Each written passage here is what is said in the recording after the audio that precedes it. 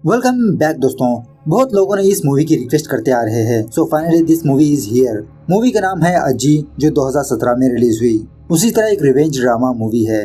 क्यों एक बंदे ने 10 साल की बच्ची के साथ जबरदस्ती किया और उस बच्ची की दादी ने किस तरह से उसका बदला लिया, यही इस मूवी की कहानी है। तो चलिए फटाफट से मैं आपको इस मूवी की कहानी सुना देता हूँ। उससे पहले लुटा दो प्यार फॉर इंस्टाग्राम। मूवी की शुरुआत में ही एक बूढ़ी औरत को दिखाया जाता है। इसी का नाम है अज्जी, मतलब लोग इसे ऐसा बुलाते हैं।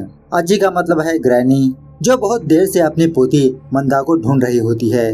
अज्जी के साथ साथ एक प्रेग्नेंट लेडी लीला भी होती है। ये दोनों मंदा को ढूंढते हुए बहुत दूर आ जाते हैं। अब अज्जी बूढ़ी होने की वजह से इसके घुटनों में दर्द होता है, लेकिन इसके बावजूद भी अज्जी मंदा को ढूंढ रही होती है। बहुत देर तक ढूंढने के बाद लीला किसी कचरे में मंदा को देखती है, जो बहुत ही बुरी हालत में होती है। लीला फौरन अज्जी को यहाँ पर बुलाती है, मंदा को दिखाती है। बेचारी अज्जी मंदा की ये हालत देखकर फूट फूट के रोने लगती है। समझ जाती है कि किसी ने मंदा के साथ जबरदस्ती किया और बेचारी मंदा सिर्फ 10 साल की बच्ची होती है। खैर अज्जी और लीला ये दोनों मंदा को किसी भी तरह करके अपने घर ले जाते हैं। अज्जी और मंदा के साथ साथ उस घर में मंदा के माँ बाप भी मौजूद होते हैं। थोड़ी देर बाद दस्तूर नाम का एक पुलिस इंस्पेक्टर अज्जी के घर आता है। सब पूछताछ के दौरान दस्तूर इन लोगों से ये पूछने लगता है कि इतनी रात को ये बच्ची वहाँ पर क्या कर रही थी। इसे कवर अप करने के लिए लीला ये बताने लगती है कि साहब मंदा मेरे लिए ही वहाँ पर आई थी और एक्चुअली लीला एक प्रोस्टिट्यूट होती है। अज्जी कहने लगती है कि साहब मैं एक टेलर हूँ, कपड़े आल्टरिंग का काम करती हूँ। आल्टर किया हुआ ब्लाउज लीला को देने के लिए ही मैंने ही मंदा को भेजा। दस्तूर कहने लगता है कि आधी रात को छोटी बच्ची को बाहर भेजना इट्स इलीगल। सो मंदा की माँ इस बात को कवर अप करने के लिए ये कहने लगती है कि साहब बगल वाले घर में मंदा टीवी देखने के लिए गई थी, शायद वहीं से लेट हो गया होगा। दस्तूर मंदा की माँ से पूछने लगता है कि तू क्या करती है। मंदा की माँ कहती है कि ये साइकिल पर कैटरिंग का काम करती है और इसी तरह मंदा का फादर किसी फैक्ट्री में लेबर की तरह काम करता है। मंदा का फादर सुबह 7 बजे फैक्ट्री जाकर रात के 11 बजे तक घर आता है। इन चारों की बातें सुनने के बाद दस्तूर उल्टा इन चारों पर ही ब्लेम करने लगता है कि मंदा की माँ बिना लाइसेंस के कैटरिंग का काम करती है, मंदा का फादर वो ओवर टाइम काम करता है, जल्दी घर नहीं आता और अज्जी आधी रात को छोटी बच्ची को घर से बाहर भेजा अपने काम के लिए। सो ये सारे के सारे इलीगल काम है, पहले तुम सारे लोगों को अरेस्ट करना पड़ेगा।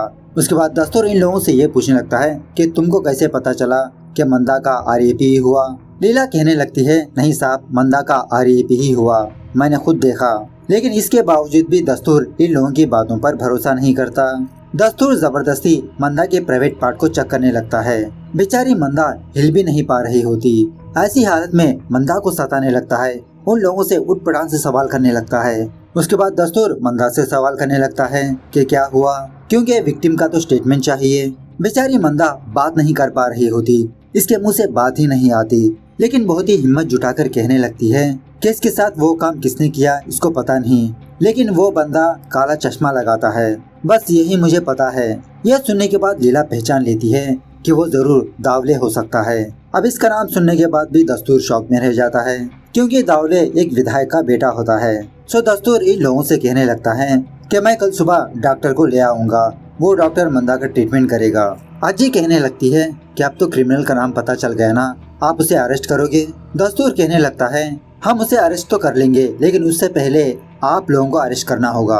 अब ये जो घटना हुई ये इलीगल कामों से ही हुई और ऊपर से मंदा पर ही ब्लेम करने लगता है कि ये सारे लोग मिलकर मंदा से धंधा करवा रहे हैं। एक्चुअली दस्तूर दावले का चमचा ही होता है, इसीलिए दावले को बचाने की कोशिश कर रहा है, उल्टा मंदा की फैमिली को डरा धमका रहा है। दस्तूर की बातें सुनने के बाद बेचारी मंदा की माँ डर कर दस्तूर से कहने लगती है कि साहब हम एक मामूली सी लोग हैं, हम एक कोर्ट पुलिस का चक्कर नहीं जानते, हम किसी पर भी केस नहीं लगाएंगे, प्लीज आप इस बात को यहीं पर दबा दीजिए।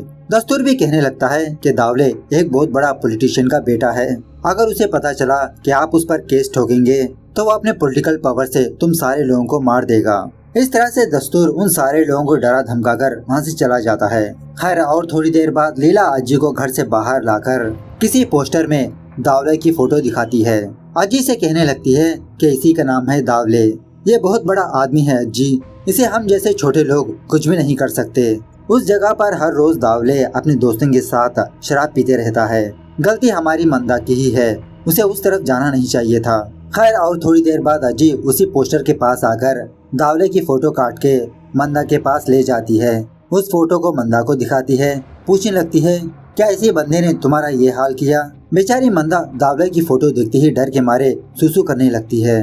अज्जी समझ जाती है कि मंदा के इस हालत का कारण दावले ही है। दूसरे दिन अज्जी किसी जड़ी बूटी वाली बंदी के पास आती है जड़ी बूटी लेने के लिए, क्योंकि कल रात से मंदा का ना ब्लीडिंग रुक रहा है ना यूरिन। वो जड़ी बूटी वाली बंदी अज्जी को कुछ लेप वगैरह देती है। अज्जी वही लेप ले आकर मंदा को लगाती है। तभी दो औरतें अज्जी के पास आते हैं अपना ब्लाउज लेने के लिए। अब बेचारी अज्जी मंदा की ये हालत देखकर अपना काम ही नहीं किया। उन दोनों से कहने लगती है कि आपके कपड़े मैं टाइम पे दे दूंगी। उसके बाद अज्जी लीला को कॉल करके दावले के प्लेस के बारे में पूछने लगती है। लीला को दावले के प्लेस के बारे में पता होता है, लेकिन वो अज्जी को नहीं बताती और उसी तरह अज्जी को चुप होने के लिए कहती है, अगर दावले को हमारे बारे में भनक लग गई तो वह हमको जान से ही मार देगा। अज्जी समझ जाती है कि लीला से कुछ काम नहीं होगा। ठान लेती है कि ये खुद से कुछ न कुछ जरूर करेगी। अज्जी मंदा के पास आकर उस प्लेस के बारे में पूछने लगती है जहाँ पर इसके साथ वो हादसा हुआ। मंदा अज्जी को वो एड्रेस बता देती है। रात होने के बाद अज्जी अपना फेस छुपाकर मतलब नकाब पहनकर दावले को ढूंढने के लिए निकल जाती है।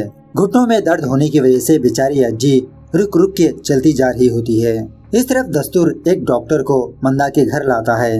वो डॉक्टर मंदा की सर्जरी करता है। सुबह होने के बाद अज्जी अपने एक फ्रेंड जिसका नाम होता है शराफत, उसके दुकान आती है। शराफत एक कसाई होता है और उसी तरह शराफत अज्जी को लाइक भी कर रहा होता है। शराफत को गोश्त काटता हुआ देख अज्जी शराफत से कहने लगती है कि इसे भी गोश्त काटना सीखना है। शराफत इसके लिए मना कर देता है, लेकिन अज्जी जिद के मारे वहीं पर बैठी रहती है। कहने लगती है, जब तक तू मुझे गोश्त काटना नहीं सिखाएगा मैं यहाँ से हिलूंगी नहीं।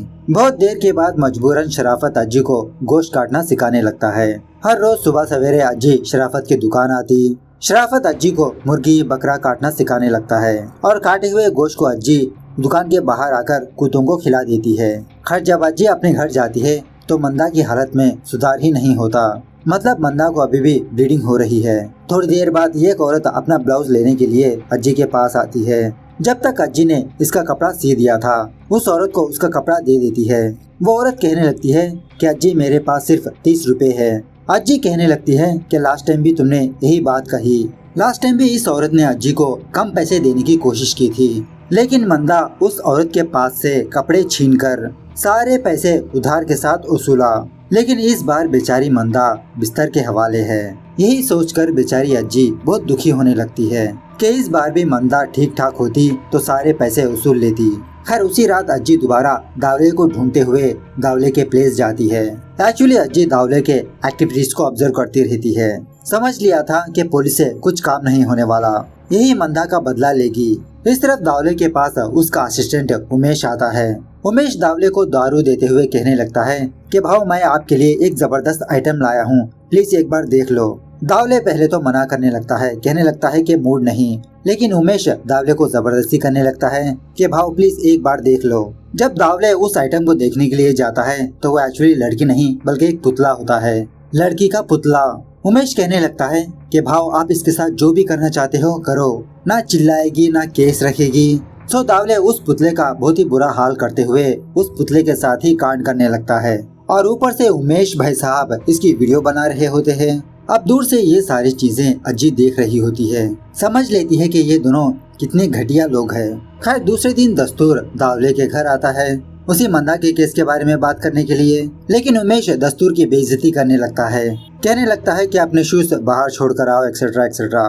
खैर पहले भी बहुत सारी बार दावले ने काफी सारे कांड किया और दस्तूर दावले से पैसे लेकर उन सारे केसेस से दावले को बचा रहा था। दावले से कहने लगता है कि मैंने तुमको बहुत सारी बार दूसरे केसेस से बचाया, लेकिन इस केस में थोड़ा रिस्क ज्यादा है। 10 साल की बच्ची पर अत्याचार किया तुमने, इसके काफी सारे रूल्स आ चुके हैं। इस बार मुझे कुछ ज्यादा पैसे चाहिए, तभी मैं तुमको इस केस से बाहर निकाल सकता हूँ, वरना तकरीबन तुमको 10 या 20 साल की सजा होगी। दावले कहने लगता है कि मैंने उस रात उस बच्ची को बस छुआ था, वो बच्ची मुझे गालियाँ देने लगी। उस बच्ची को सबक सिखाने के लिए ही मैंने उसके साथ RAP ही किया। और उसी तरह दावले दस्तूर ज्यादा पैसे पूछने की वजह से दस्तूर को ही इंसल्ट करने लगता है। अब दस्तूर ये बेइज्जती ना सहते हुए दावले के फादर को कॉल करता है और अब तक दावले ने जो जो क्राइम किया वो सारी लिस्ट बताता है। दावले के फादर से कुछ ज्यादा पैसे मांगता है तभी ये दावले को इस केस से बाहर निकाल सकता है। उसी रात मंदा का फादर अपने हाथ में पट्टी बांध के अपने घर आता है।